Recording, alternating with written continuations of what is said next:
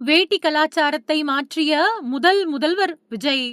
கருப்பு கோட் சூட்டின் பின்னணி என்ன தெரியுமா?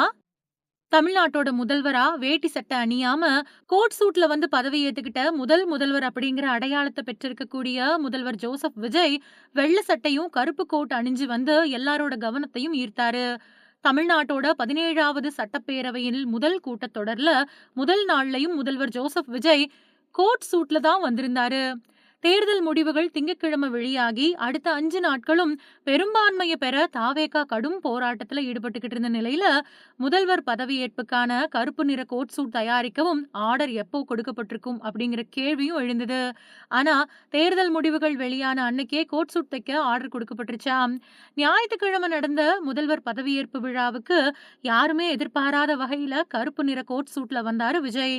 அது பலரோட கவனத்தையும் ஈர்க்க, இன்னைக்கு அது எப்படி உருவாச்சு? அந்த நிறத்த தேர்வு செஞ்சது யாரு? அப்படிங்கிறத பத்தி சமூக ஊடகங்கள் முழுக்க பேசப்பட்டு வருது. ஆடை வடிவமைப்பாளர் ஜவீர் அகமது அப்படிங்கிறவர் தான் இந்த ஆடைய வடிவமைச்சிருக்காரு. விஜய் நடிச்ச பீஸ்ட் படத்துல வரக்கூடிய தோற்றம் அவருக்கு ரொம்ப அழகா இருந்தத கவனத்துல கொண்டு, அதே பாணியில இந்த ஆடைய வடிவமைச்சதாவும் சொல்லியிருக்காரு.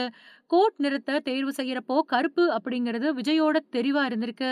மங்கலான நிறங்களை விட ஆளுமை, அதிகாரம் இந்த மாதிரியான விஷயங்களோட பிரதிபலிப்பா கருப்பு இருக்கும் அப்படின்னு அவரு கருதியிருக்கலாம்.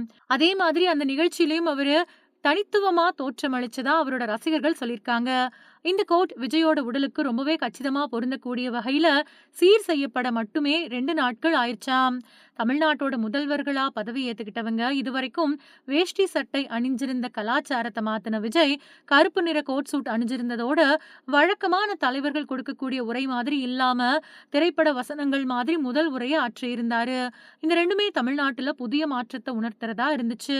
முன்னாள் முதல்வர்கள்ல அண்ணாதுரையை தவிர மத்தவங்க எப்பவுமே ஆடையில கவனத்தோட இருப்பாங்க. அதாவது அண்ணாதுரை மட்டும் தான் சட்டையில பொத்தான்கள கூட சரியா போடாம ஒரே வேட்டிய பல தடவ கட்டிக்குவாரு. ஆனா கருணாநிதி, எம்ஜிஆர், முதல்வர் ஜெயலலிதா, மு.க. ஸ்டாலின் அப்படின்னு எல்லாருமே அவங்களுக்கு அப்படின்னு ஒரு தனித்துவமான உடைய வடிவமைச்சு அதையே பின்பற்றி வந்தாங்க.